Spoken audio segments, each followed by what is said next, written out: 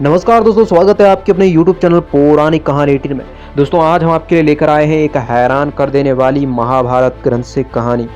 दोस्तों युत्सु युत्सु कौरवों के भाई थे, लेकिन वह गांधारी के पुत्र नहीं थे।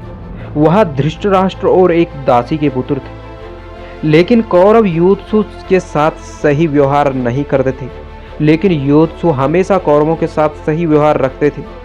युत्सु को एक राजकुमार की ही तरह शिक्षा दीक्षा दी गई थी और उनका उसी प्रकार उनका आदर सत्कार किया जाता था।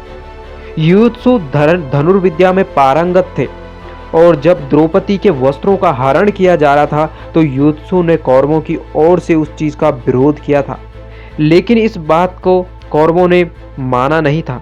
युत्सु ही कौरव पक्ष में एक ऐसे योद्धा थे जिन्होंने इस बात का विरोध किया था।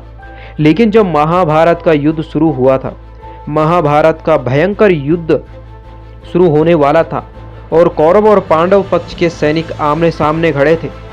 इसी बीच में दोनों ओर से आह्वान किया गया कि अगर कोई उस पक्ष से इस पक्ष में आना चाहता है तो वह आ सकता है, और पांडवों ने कहा कि अगर कोई कौरव पक्ष का सैनिक हमारे पक्ष में आना चाहता है तो आ सकता है, और कौरवों ने कहा कि कोई पांडव सेना का योद्धा हमारे पक्ष में आना चाहता है तो वह आ सकता है।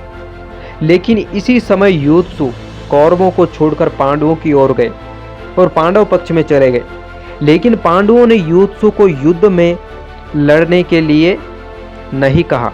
युत्सु को उन्होंने हथियारों की रक्षा की जिम्मेदारी दी और सैनिकों के लिए जो हथियार अगर कम पड़ेंगे तो नए हथियारों की व्यवस्था युत्सु ही करते थे।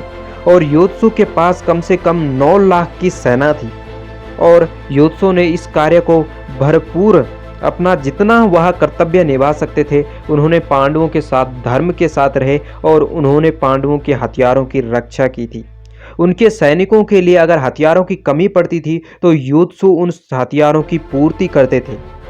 तो ये थे युत्सु जो कि एक धनुर्विद्या में पारंगत थे और इनको भी यमराज का ही अंश अवतार माना जाता है महाभारत ग्रंथ में। दोस्तों अगर वीडियो अच्छा लगे तो कमेंट और लाइक, चैनल को सब्सक्राइब।